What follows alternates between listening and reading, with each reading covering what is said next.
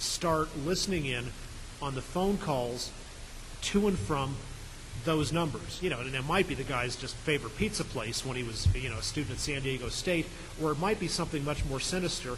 And we got to do it immediately, because if we wait even, say, a few days for a hard-working lawyer, you know, maybe they've got a team working around the clock to do the application, go to the court and all that, that even that time, every minute we wait from the time we captured the computer till the time when the Al-Qaeda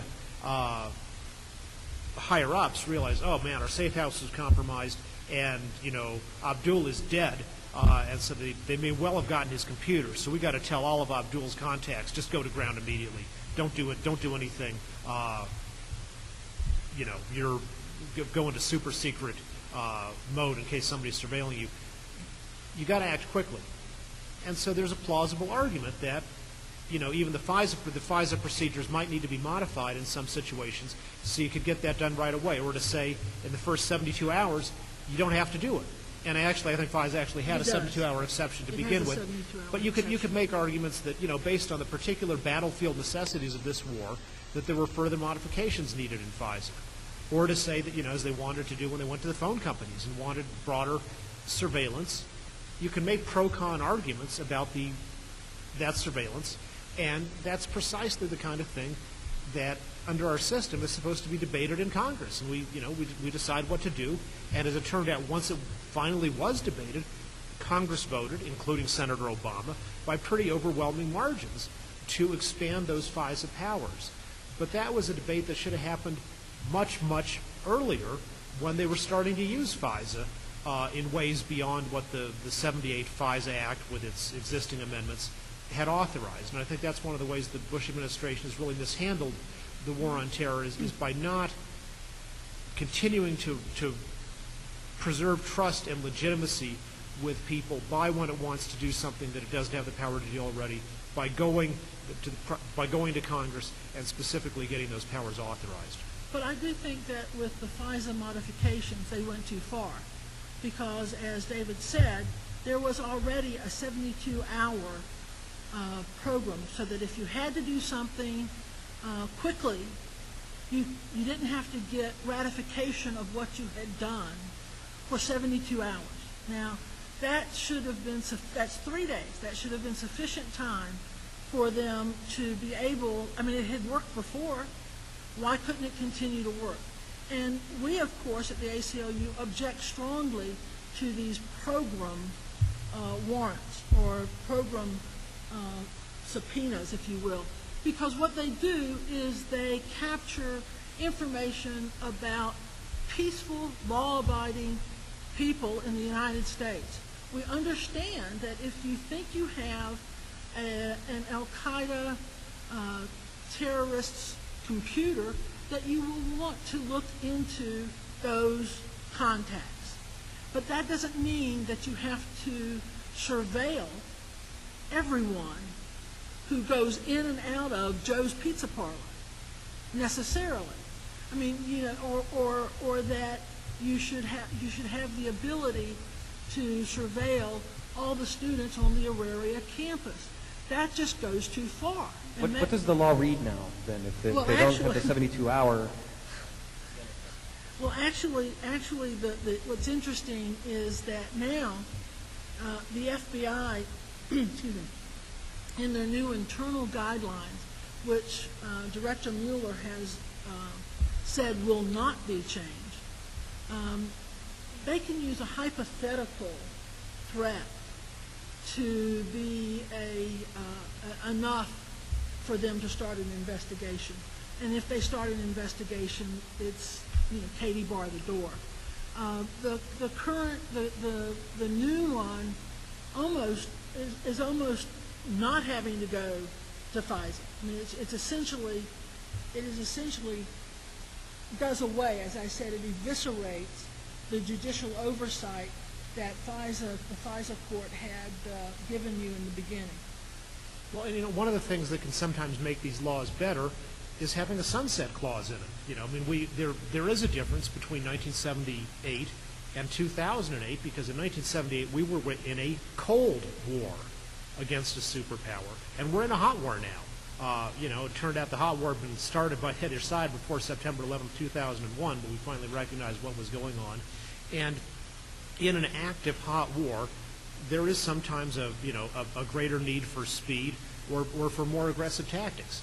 But also because we're in a war against an enemy that is not going to end, as did, say, World War II, with the bad guys signing a formal surrender treaty. Who knows how long this is going to go on. I don't know when radical Islamic terrorists are going to say, oh, well, we give up on that one, or they get so utterly crushed that they're incapable of harming us.